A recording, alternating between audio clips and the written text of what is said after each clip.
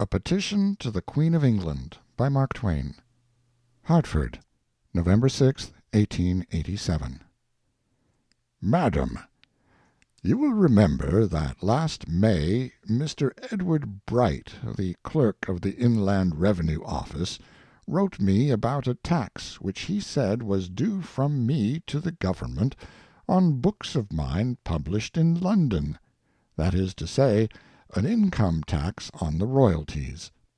I do not know Mr. Bright, and it is embarrassing to me to correspond with strangers, for I was raised in the country and have always lived there, the early part in Marion County, Missouri, before the war, and this part in Hartford County, Connecticut, near Bloomfield, and about 8 miles this side of Farmington, though some call it 9, which it is impossible to be, for I have walked it many and many a time in considerably under 3 hours, and General Hawley says he has done it in 2 1/4, which is not likely, so it has seemed best that I write your Majesty.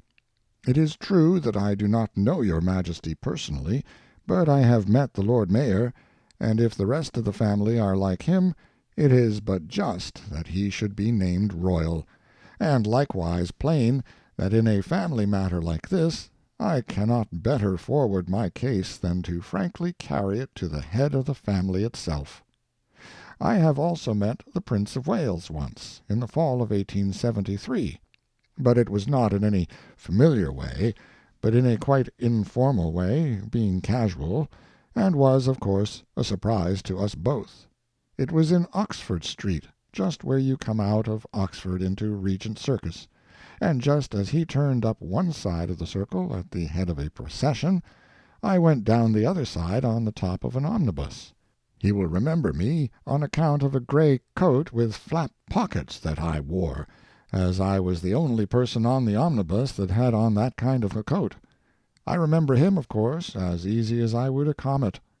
He looked quite proud and satisfied, but that is not to be wondered at. He has a good situation.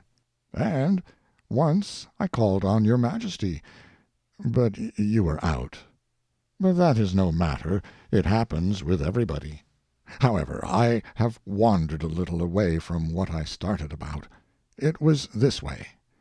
Young Bright wrote my London publishers, Chatto and Windus. Their place is the one on the left as you come down Piccadilly, about a block and a half above where the minstrel show is. He wrote them that he wanted them to pay income tax on the royalties of some foreign authors, namely Miss de la Ramée, Ouida, Dr. Oliver Wendell Holmes, Mr. Francis Bret Harte, and Mr. Mark Twain. Well, Mr. Chatto diverted him from the others, and tried to divert him from me, but in this case he failed. So then young Bright wrote me, and not only that, but he sent me a printed document, the size of a newspaper, for me to sign, all over in different places. Well, it was that kind of a document that the more you study it the more it undermines you, and makes everything seem uncertain to you. And so, while in that condition, and really not responsible for my acts, I wrote Mr. Chatto to pay the tax, and charge to me. Of course my idea was that it was for only 1 year, and that the tax would be only about 1% or along there somewhere, but last night I met Professor Sloane of Princeton. You may not know him, but you have probably seen him every now and then, for he goes to England a good deal. A large man, and very handsome, and absorbed in thought, and if you have noticed such a man on platforms after the train is gone, that is the one he generally gets left, like all those specialists and other scholars who know everything but how to apply it. And he said it was a back tax for 3 years, and not 1%, but 2.5. That gave what had seemed a little matter a new aspect. I then began to study the printed document again to see if I could find anything in it that might modify my case, and I had what seems to be a quite promising success. For instance, it opens thus, polite and courteous, the way those English government documents always are. I do not say that to hear myself talk, it is just the fact, and it is a credit. To Mr. Mark Twain. In pursuance of the Acts of Parliament for granting to Her Majesty duties and profits, etc. I had not noticed that before. My idea had been that it was for the government, and so I wrote to the government. But now I saw that it was a private matter, a family matter, and that the proceeds went to yourself, not the government. I would always rather treat with principles, and I am glad I noticed that clause. With a principle one can always get at a fair and right understanding, whether it is about potatoes or continents, or any of those things, or something entirely different, for the size or nature of the thing does not affect the fact, whereas as a rule a subordinate is more or less troublesome to satisfy. And yet this is not against them, but the other way. They have their duties to do, and must be harnessed to rules and not allowed any discretion. Why, if your Majesty should equip young Bright with discretion, I mean his own discretion, it is an even guess that he would discretion you out of house and home in 2 or 3 years. He would not mean to get the family into straits, but that would be the upshot just the same. Now then, with Bright out of the way, this is not going to be any Irish question. It is going to be settled pleasantly and satisfactorily for all of us.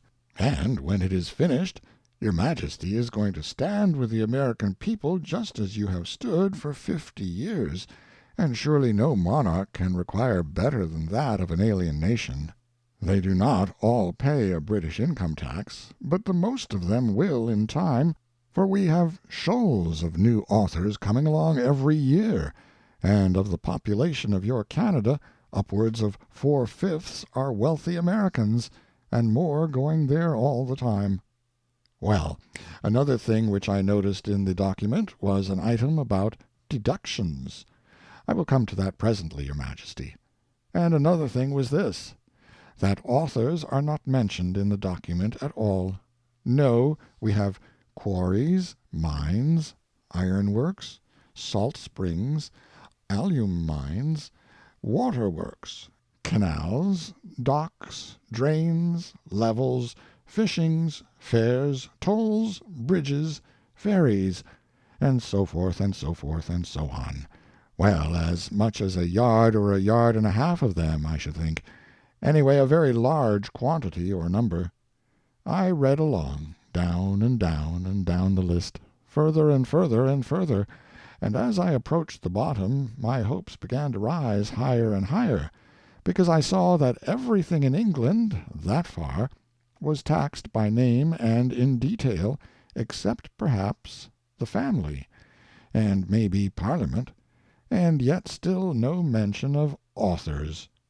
Apparently they were going to be overlooked, and sure enough they were. My heart gave a great bound, but I was too soon. There was a footnote in Mr. Bright's hand which said, "You are taxed under Schedule D, Section 14." I turned to that place and found these 3 things: trades, offices, gasworks. Of course, after a moment's reflection, hope came up again, and then certainty. Mr. Bright was in error, and clear off the track, for authorship is not a trade, it is an inspiration. Authorship does not keep an office. Its habitation is all out under the sky, and everywhere where the winds are blowing and the sun is shining and the creatures of God are free. Now then, since I have no trade and keep no office, I am not taxable under Schedule D, Section 14. Your Majesty sees that. So I will go on to that other thing that I spoke of, the deductions. Deductions from my tax which I may get allowed under conditions. Mr. Bright says all deductions to be claimed by me must be restricted to the provisions made in paragraph number 8, entitled Wear and Tear of Machinery or Plant.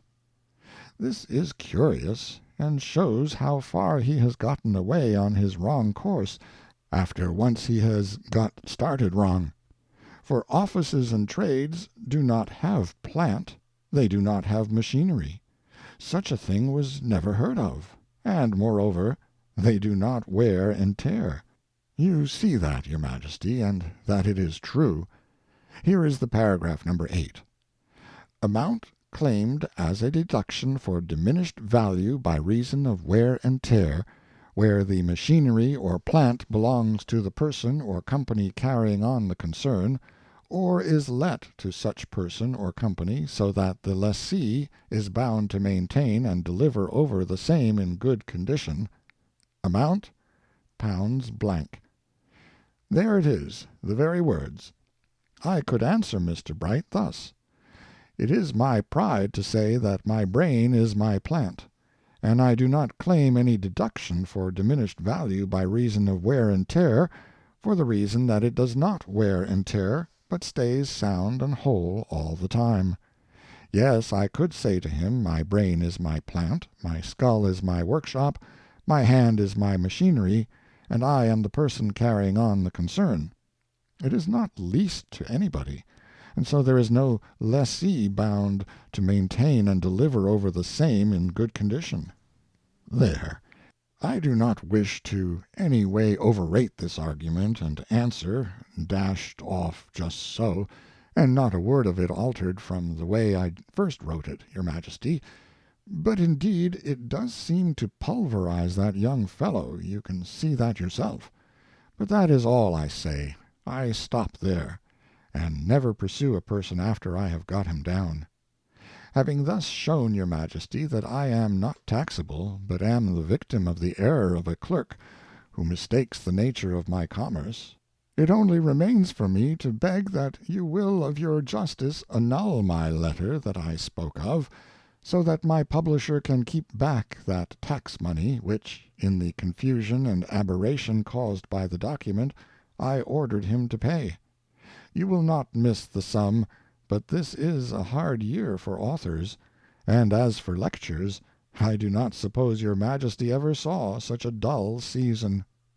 With always great and ever-increasing respect, I beg to sign myself Your Majesty's servant to command, Mark Twain. Her Majesty the Queen, London. End of A Petition to the Queen of England by Mark Twain. Read by John Greenman.